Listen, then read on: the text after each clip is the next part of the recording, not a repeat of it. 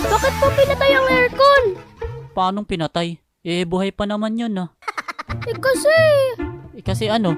Di na humihinga. Hindi! Kasi wala na yung lamig.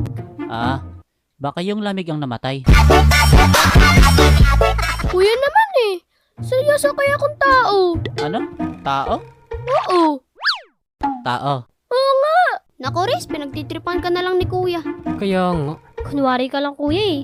Pero naiintindihan niya naman talaga ang ibig sabihin ni Riz. Kaya nga.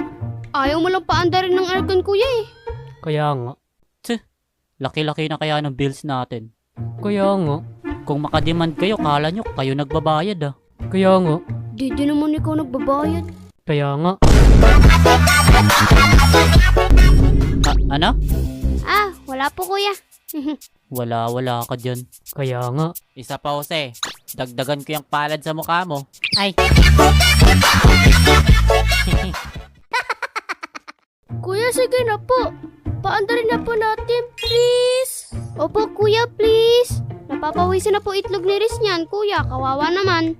Lo, bakit itlog ko? Ba't di yung sayo? Bakit? May itlog ba ako? Patawa ka.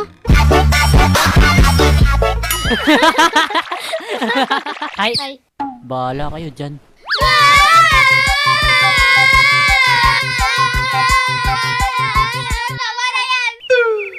Kuya, ice cream na lang po. Opo, kuya, kahit yun na lang po. Please! Sige na po, kuya. Opo. Ah, bawal. May mga ubo kayo. Ah, hindi!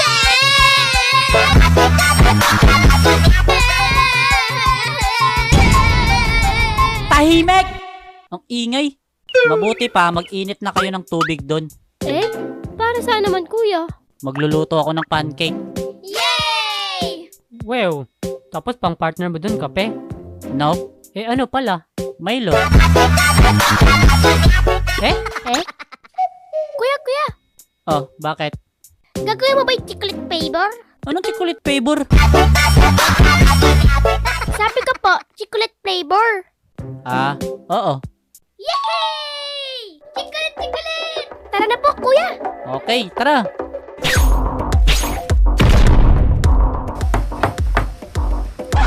Oh. Sino yun? Ewan, baka si mama lang. Umuwi na. Si mama kakatok ng pinto? Eh, sino pala yung kuya? Tignan mo nga muna dun. Bubuksan ko po yung pinto? Ay hindi res, pagsarhan mo. Malamang bubuksan mo, di ba? Paano po pag terminal yun? Terminal pa nga. Anong terminal? Di yun kriminal. Baka kapitbahay lang yun nahihiram ng walis sa atin. Okay po, kuya. Go na. Kabado ka masyado eh.